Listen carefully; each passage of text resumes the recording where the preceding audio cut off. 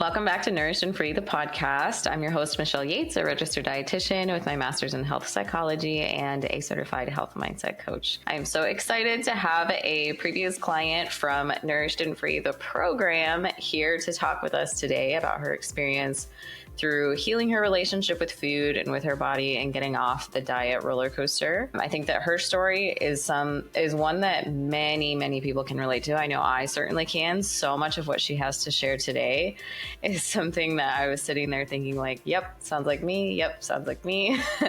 So I'm really excited for you to hear about her journey and what it was like for her to finally let go of dieting and hyperfixating on her weight, which ironically led to her losing weight in the long run. It has been a year since Riley graduated the program. And so I love when I get to check in with clients way after the fact to be sure that whatever we did together is genuinely working and sticking. And it's such a joy for me to be able to hear after the fact how this is affecting their life in the long run.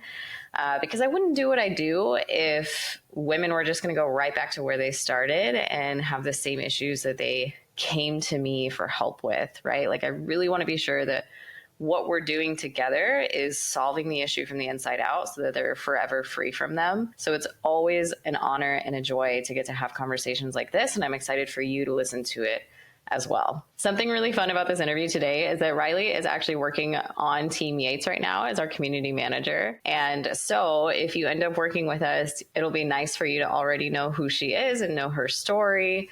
And she'll be here to support you throughout the whole process as somebody who's been through it herself and who can relate to what you're going through. Regardless of if you want to work with us or not, or end up working with us or not, I hope that you find this episode valuable.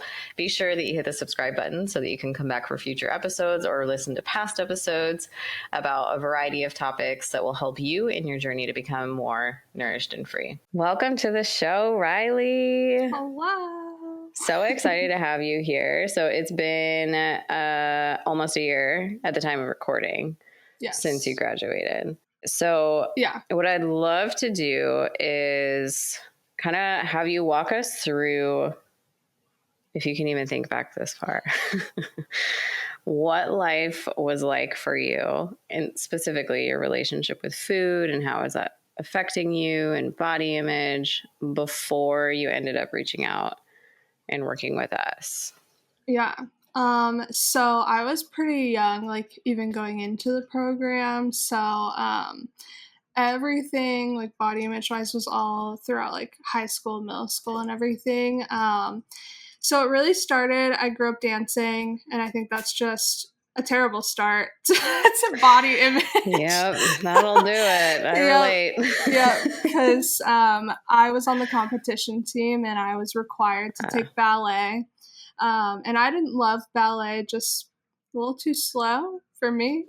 But when you're in ballet, you're stripped to tights and a leotard, and you watch how everyone's bodies are growing because you start at a really young age, and then when you stick with dance, you're going through puberty and everything.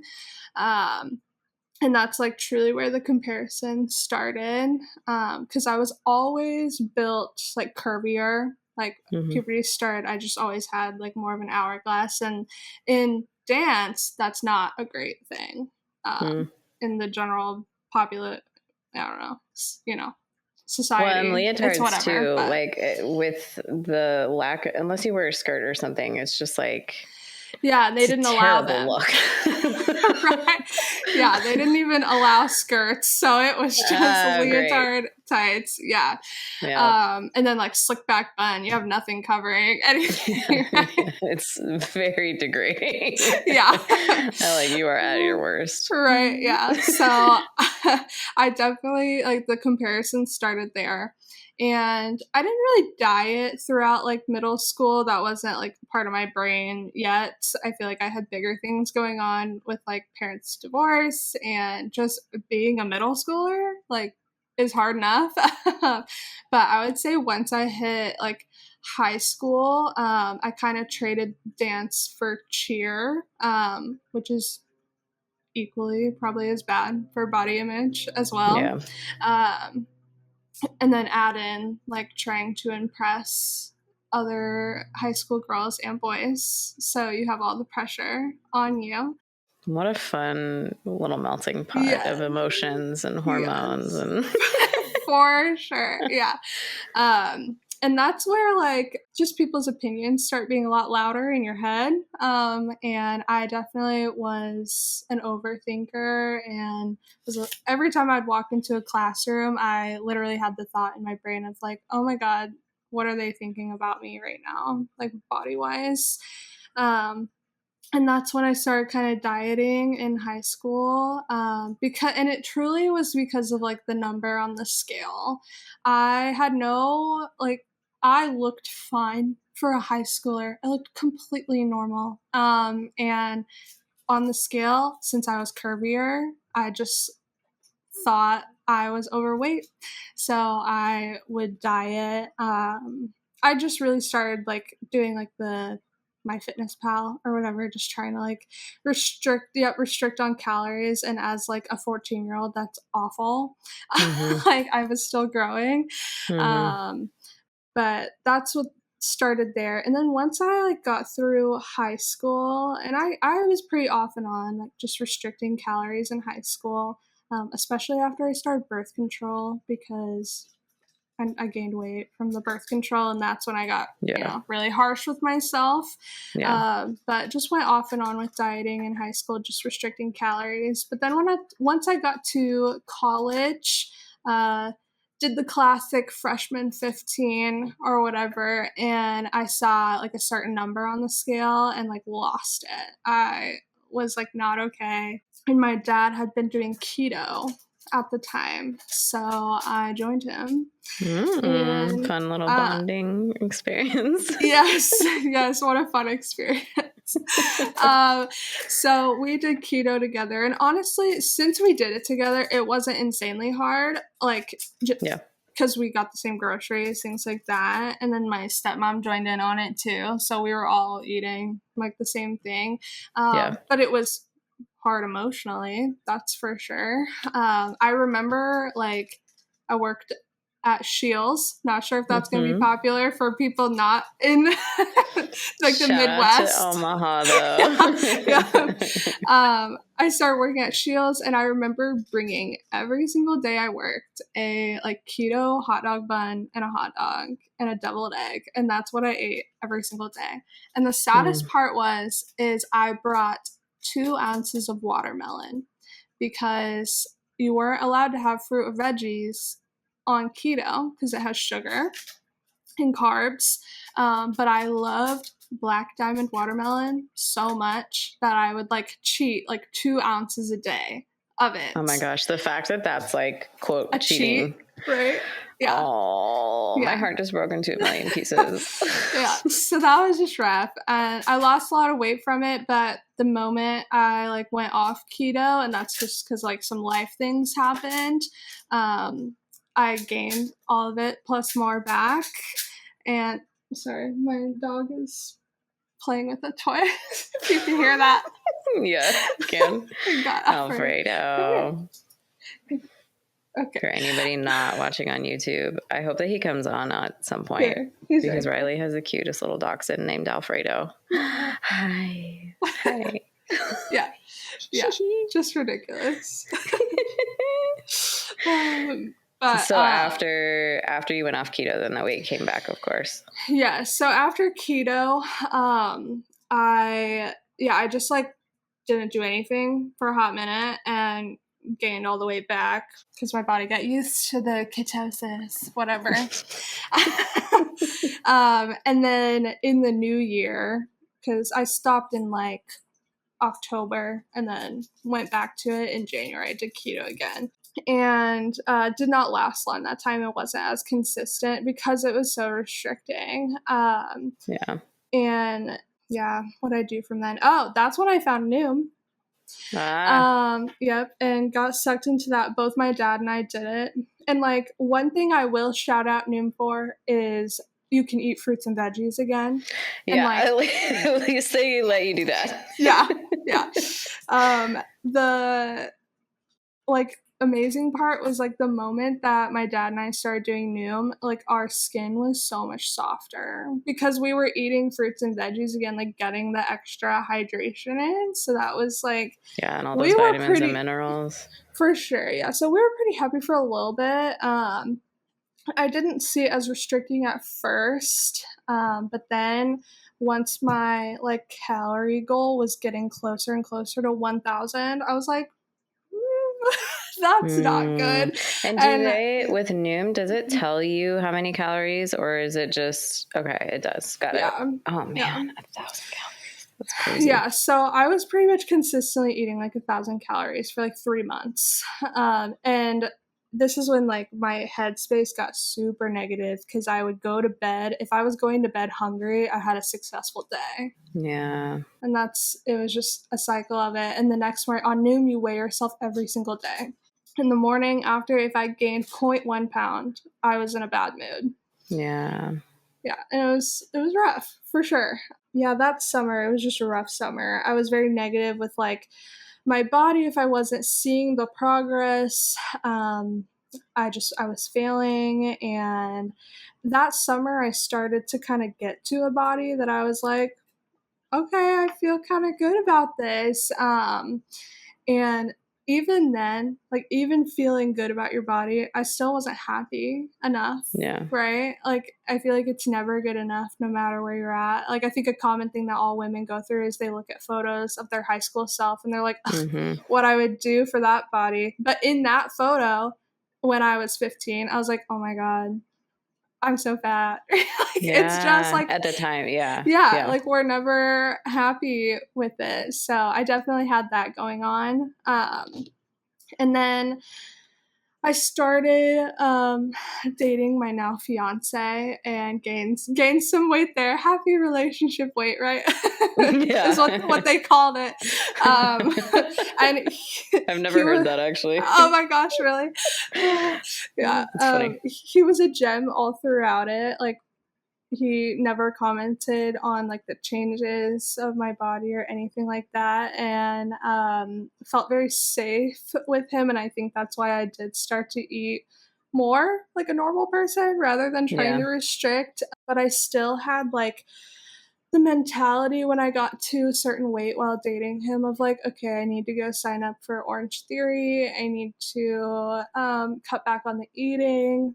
Yeah. And like during that part of my life was when I did stumble across Nourished and Free. Because I was looking for a nutritionist in Omaha, and then you popped up on Google.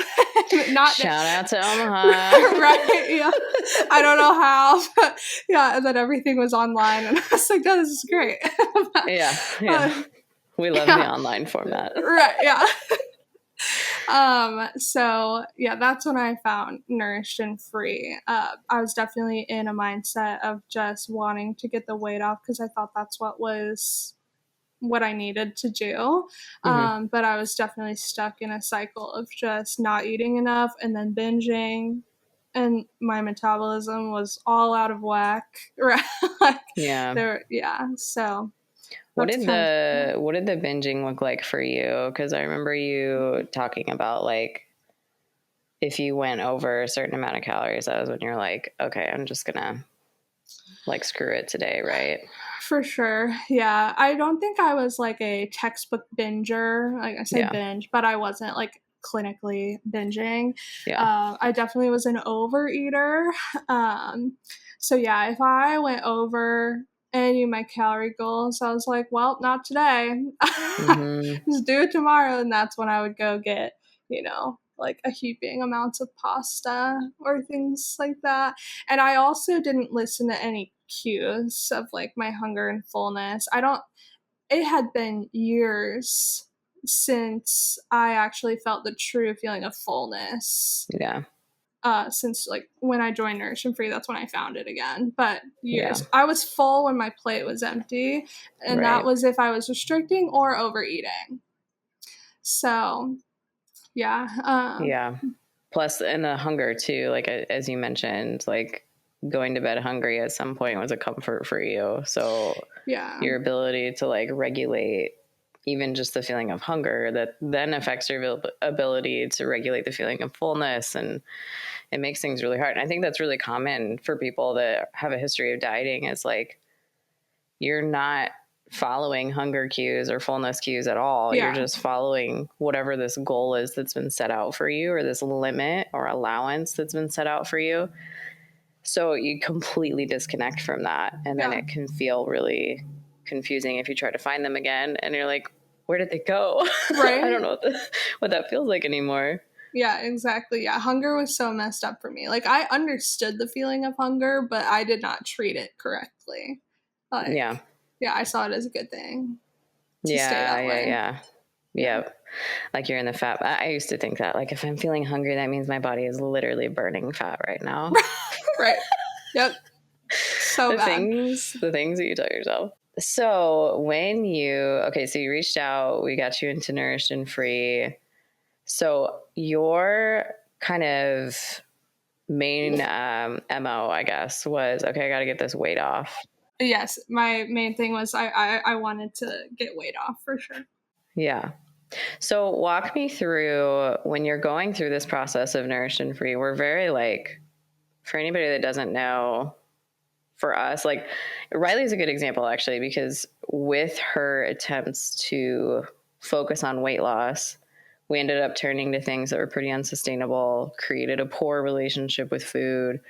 So for the women that join Nourished and Free, we usually are like, okay, that seems to be a pretty common denominator here with all of the things that have ultimately gotten you to the place where you're at now, where you need help. So let's take the focus off of losing weight and pursuing that right now, and instead repair all the other stuff that's been going on in the background. So what was that like for you to not be weighing yourself every day and hyperfixating on that? Yeah, it was hard in the beginning for sure. I think when you're like, it was a routine for years at that point to weigh myself like every single day. So to take the scale away was a little scary, but freeing at the same time. Like the first moment, I was like, well, that's nice. Yeah, that bully is gone. Right. Yeah, seriously, that's how bad. I made my fiance put it on the highest shelf of our house because I'm 5'4". I can't reach it. That's awesome. Right. So yeah, definitely freeing. And not like tracking it in my phone too, to like see the graph was also like just a little life-changing right in that moment. So hard at first, but it ended up turning into something super freeing. And when you're not looking at it every day, fun fact, you're not thinking about it as much. Yeah. Mm-hmm. How do you think that helped you with then making the changes that you needed to make? Yeah, I think like when you put the weight aside, you definitely get to reflect on your behaviors a lot more. That's causing the weight fluctuations or things like that, because you can't just blame the number. You then have to like really reflect on yourself. So I think just turning into what I was doing was just huge. Just seeing my behaviors of like overeating and then restricting for 4 days, like putting my body through a famine. Like your body does not know the difference between a famine and you restricting for a diet. So like it was very confused. Yeah. And I like finally recognized that. Yeah. I love what you said. Like you were able to finally focus on the behaviors because of that kind of essentially distraction. And that's not always the case for everybody. Like some people can see that as just data in the process of focusing on behaviors, but not everybody can. Like so, that becomes an all-consuming thing in a lot of cases. And like I certainly felt that way. You know, it was like, if I didn't like what I saw on the scale, then all of the things I was doing was wrong, even though they might have been right, you know? Yeah. It's just, we put so much, no pun intended, but we put so much weight into that number and we put so much importance into that number. Sure. But it can mean so many different things and it can be impacted by so many different things. Right. So now that we've gone through the process of Nourished and Free, working on your relationship with food, the body image. Well, actually, I'm curious, like what was one of the most surprising things for you that you learned about yourself through the process of Nourished and Free? I think like the first big thing was like the hunger and fullness cues. Like it was just like life changing to me to like finally recognize fullness. Cause I just didn't before. I would eat until I felt like crap. So I think that was just a huge like revelation. Sounds so simple, but it's not.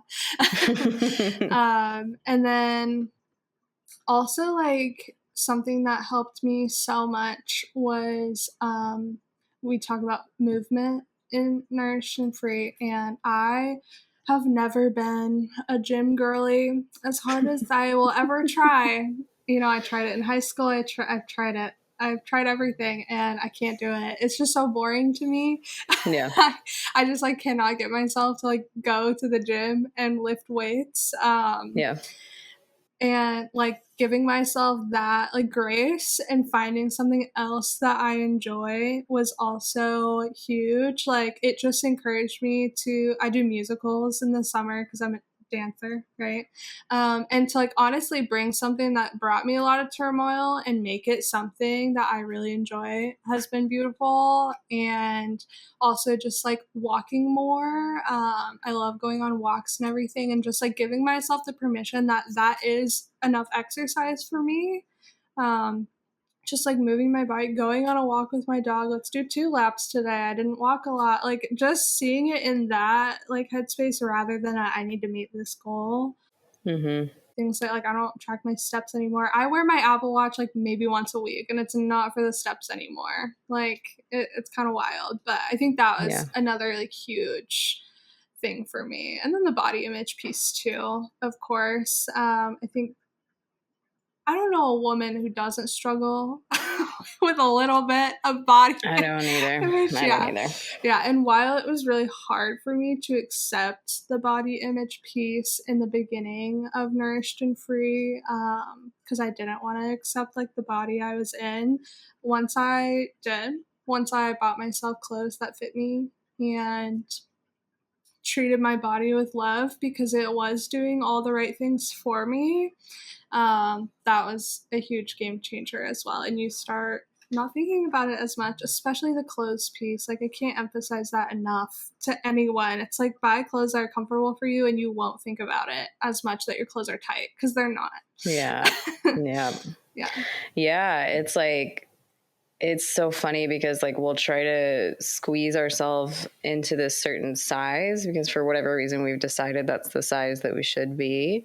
Right. And because it doesn't fit, it makes you think about your body so much more. And then once you finally just get the clothes that genuinely fit you right now, then you're comfortable and you're not thinking, and you look better. Like it's just right. Literally, yeah. And I have it written down on like my notes. I can't remember who said it. It was either you or Danny, but it was like clothes are meant to fit you, not the other way around. Mm-hmm. And I was like, oh my God, throw all my jeans away. Throw them away. Because like it's not fair of a like these jeans, they come in this one size, right? Like they come in different sizes, but like yeah, a 32 or whatever, that's what it is. And you could look at like 8 different people who are a size 32 and they all look extremely different. totally. Like you can't like put that pressure on yourself to look that like fit a clothing item when it's not designed to fit everyone. Like right. it's just and even like the 32 example, like if you were to get a size 32 jeans from one brand and then get the same size in a different brand, they can be vastly different. And even within the same brand, if they're different styles, like if you get the straight jean versus the high rise or whatever it is, like they can also fit vastly different. One of them is like way tighter, way less flattering or whatever. And so it's just we are so hard on ourselves. Yeah. We are so hard on ourselves about the size of our clothes. And yeah, we forget that, you know what, actually these were made to clothe us. We are not supposed to squeeze into them. Right. And morph ourselves to fit a specific size. Like how ridiculous. But that's just like kind of how we get conditioned. And we've all been there. So I know for you, like over the last year since you graduated, you've noticed like, wow, I actually have gone down a few sizes without ever like hyperfixating on the weight and not even knowing your weight, which, can you speak to that a little bit more and how that's been different for you now versus before when you would lose weight? For sure. Yeah. I think like the biggest thing was like I didn't really notice it at first, and not in like a bad way. Like I just didn't notice that I was actually losing some weight because I wasn't focused on it or restricting my food. I think I did come from a place of like overeating, which probably did lead to me once I like healed that relationship with food and ate with like in my hunger cues. That's probably why I have lost some weight because I'm not overeating and moving my body a little more, right? But it's all in like healthy ways. I'm not thinking like, oh, I'm going to do this so I lose weight. But yeah, definitely I started noticing more in the summer when I was in a musical. I think I was in this musical. I played a very dance heavy part. So I was like very active. And I noticed from like when we did our first costume fitting to like the last show, I was like, oh, there's a little give here that was not there in the beginning. And then I got engaged, and a photographer came and took photos of us. And that's also another moment where I was like, oh my God, I did not look like that like, in January or so. And that's kind of over the summer. I get prepared for like my busy season at work, and that's where I wear pretty much like business professional, and some of my clothes were just a little bit bigger, so that's when I definitely started noticing, and I also noticed I was just like feeling a little better, like just physically. I felt okay in the body I was before, but I think there was a part of me that always knew like probably not my forever body that I'm in right now. I think my body's healing right now and trying to gain its trust with me that I'm not going to put it through a famine. Things like that. So I've started feeling a bit better, just like activity wise too. So but it's been amazing just to like have it happen and not put like weight into it in my mind, right? Not thinking about it. I think that's been like way more rewarding than and sustainable too. Yeah, it's sustainable. That's what makes me like very excited about it. Like I'm excited that I like am now in like a body that feels a bit more like me. But I'm more excited that like I don't think I'm gonna yo-yo again this time. You know what I'm saying? And I finally like just get to breathe, and like I don't think I ever did that throughout the dieting. And losing weight and gaining it, because I knew the moment I fell off it was going to go right back up again. But now I just feel free, if you will. Nourished and free, baby. I love that. Yeah, so good. And I think that's good for people to hear, because even though not everybody loses weight, because we all start in different places with this process, that reality is true for some people, where when they focus on their relationship with food and the deeper things going on, and they stop letting the number on the scale distract them or create bad habits, what happens next is healthy, sustainable behaviors, which can have a side effect of weight loss, which is more sustainable.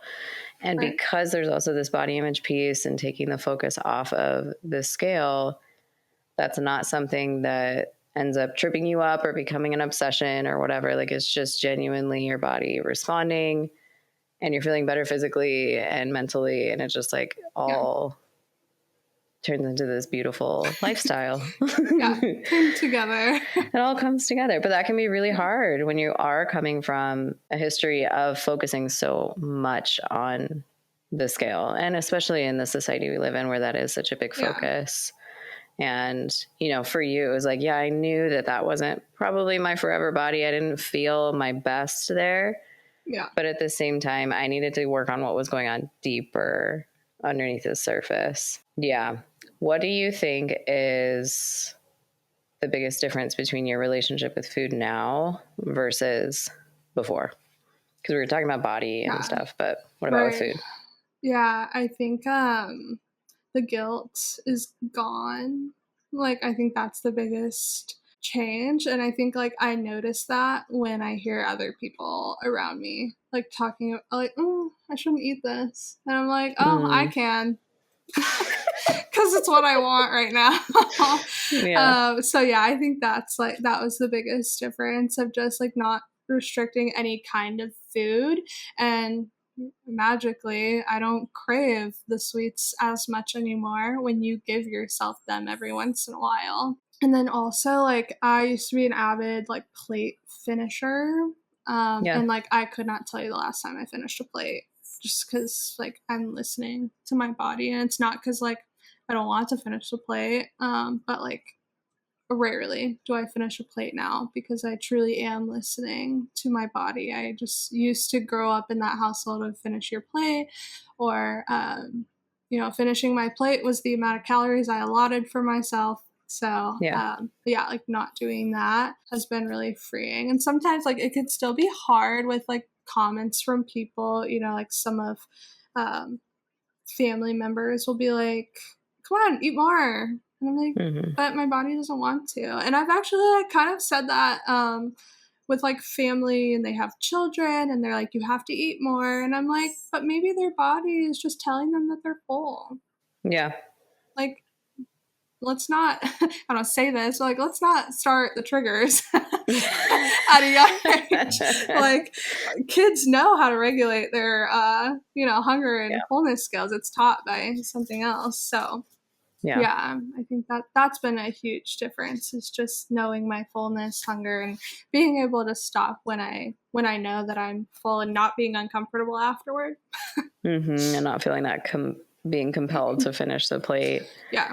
So good. We have to talk about cinnamon rolls, because cinnamon rolls are your favorite food. Yes. I feel like we've had a lot of conversations about cinnamon rolls because it is a favorite food, and it was probably, I guess, like, share before how things were with cinnamon rolls. Yeah, when you were doing them.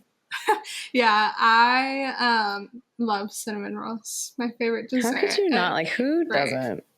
Yeah, so and good. Like, a fun fact about me is I actually don't like chocolate, so I think, like, the cinnamon roll that's my chocolate for a lot of people. But yeah, cinnamon rolls, my safe haven. No. But before, definitely would restrict them. I probably went, like, 2 years without having one because I just labeled them as bad, right? Yeah. I actually went so far as to make keto cinnamon rolls. Guess what? It sucked. Yeah. Like, they were awful. Yeah. Where's the sugar? Tastes like cardboard. Right. Yeah. And Omaha Bakery had, like, a keto section when I was doing keto, and they sold cinnamon rolls. I tried them. No. Like, if I want a cinnamon roll, it's going to be Cinnabon. Yeah. But when I started Nourished and Free, I definitely let myself have cinnamon rolls a little bit more, and nothing crazy, but I just would, and it was very freeing. I remember sometimes before this, backtrack, like, I was on keto or diet or whatever, and when someone gave me a cinnamon roll because they knew I liked them, I was, like, pissed at them. I was like, why would you do this to me? Like, this is sad. Right? And then I remember one time I ate a fourth of the cinnamon roll for 4 days in a row because it was, like, part of my calorie. Like, God, what a sad life to live. That's so sad. Yeah. So I, when I started Nourished and Free, I definitely allowed myself to start having some cinnamon rolls. And once I had, like, 3 in 1 week, because I was finally like, oh, thank God. Once I recognized, I was like, oh, that's a little bit much.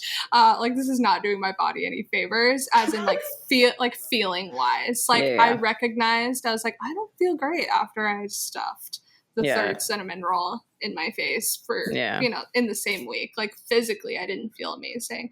That's when it kind of clicked for me of, like, oh, I can have sweet treats, but maybe not as often because they don't physically make me feel great. Yeah. So yeah, I still consistently will have a cinnamon roll once or twice a month, just because, what's life without a cinnamon roll? I actually, Noah, my fiance, baked them last night, but he burnt them. So Oh, I was so Noah. sad, right? No. You're so close. I know. So It was so sad. close. But yeah, but like even now, like the dessert at our wedding is literally going to be cinnamon Oh, rolls. I love So that. yeah, I and love it's going to be so great to have one and not care, it. Yeah. So Yeah. How do you feel going into your wedding now? Like that you've healed your relationship with food and your body? yeah, I feel a bit better for sure. I think something that scared me a lot beforehand was like the wedding dress portion, because Yeah.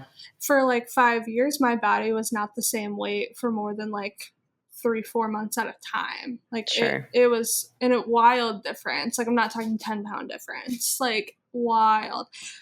So I was really nervous to like go find a dress that I had to fit in a year later after Yeah. alterations, things like that. But feeling a lot better now. And yeah, I just can't wait now. Like I think I would have had such like reservations about it before due to how I look, but I'm excited to go dress shopping. I know, like what I'm looking for. I think beforehand, I always was like, I want a mermaid dress because I want to be in the perfect body, right? To like show off it. And it's like, I don't want a mermaid dress, not because of my body, but it's just because it's not what I want. Hmm. So that's also freeing. But yeah, just being able to like dream about it and not have like that overlying like weight on it Yeah. is super nice. So I'm very Yeah. excited. And then you can like really enjoy the process and it not Yes. be this super stress. I mean, it's going to be stressful anyway because you have to plan it, but Yeah, but but at being least able to enjoy there's it in the moment. right. Yeah. Being able to enjoy that. And also like just the day of, I'm excited for you to be able to truly like be present and not be Yeah. worried about how does this look? And back to your story about when you would walk into the class in high school, like, you could easily carry that same mentality with you today and then worry Sure. about what everybody's thinking about you when you walk down the aisle. And instead, you're going to be just thinking about Noah. Yeah, And not gonna think about it. yeah, And I love like that. something that like definitely changed that mindset for me too is just reminding myself like every single person, when I walked into the classroom or when someone is walking down the aisle, every single person is thinking about how they look Yeah. in that moment. They're like, Yeah. because especially at a wedding, right? They're like putting on a dress for the first time, probably. They're like, like that. It's just good to remind yourself of that, Yeah. where it's like, no one cares. Truly. We're all inherently very selfish and more focused on ourselves than other people. 1,000%. Yeah. Yeah. So that's been a good shift in mindset for sure. Yeah, I love that. I love that. So, any words of advice for anybody thinking about getting off of the yo-yo roller coaster and focusing more on their relationship with food and body image and their mindset? Yeah. Well, one, join Nourished and Free if you can. That's a We'd love great to have start. you. Even like the ebooks is a great start too. Yeah. I think, yeah, the major things for me is just putting the weight aside, throw the scale away, do something with the scale, because it's always going to be like the bully, like you said. Mm-hmm. And I think like just big major advice to start with is, yeah, focus on the hunger and fullness cues. I think that's like what truly changed it all for me, because once you start listening to your body, then you and your body are on the same team and you're not fighting against each other. I love that. And yeah, if you need help with like restoring those cues or figuring out what it feels like, because, like we mentioned, a lot of times those can get thrown off or they can stop being sent accurately. It's a chemical in your body that's communicating that can stop communicating. So if you need help with that, that's one of the things that we do right off the bat in Nourished and Free. Yeah. But also, like you rightly mentioned, the ebooks, I'll put those in the show notes. There are practical things that you can do that are in, especially book 2 of my ebook set, that will help you with restoring those cues as well. But yeah, that's a great place to start. Yeah, I just think investment is the the biggest thing you can do, whether it be time, money, like, yeah, it makes sense. And like, even I remember still from like beginning the program, you talked about how like Nourish and Free, of course, is an investment, but I know I saved money. I know I saved money in the long haul from all the stupid diets that I was doing, the gym memberships I didn't want to be a part of. Right. And yeah, so it's an investment, but it was 10,000% worth it for sure. Yeah. Love it. Well, thank you so much for sharing your story and giving us the gift of your time today. Any other thoughts or last words or things that you wanted to say that you haven't said yet? No, I think I said it all. I think I made it clear. Invest your time, your money into doing something good for yourself, because it's exhausting. The dieting, the yo-yoing, it's exhausting, and I don't want anyone to live in that world. Yeah, me either. Yeah. Well, if you want to join Nourished and Free, feel free to fill out an application. We'll put the link to that in the show notes as well, and come hang out with Riley and I in Nourished and Free. Riley will be here to support you as well. Yeah. And we'd love to be a part of your journey and help you get to a place where you can finally be free from the yo-yoing and feeling like a slave to the scale, or a slave to food, or being bullied by food in the scale. Right. We'd love to have you. All right. Thank you so much, Riley. Bye.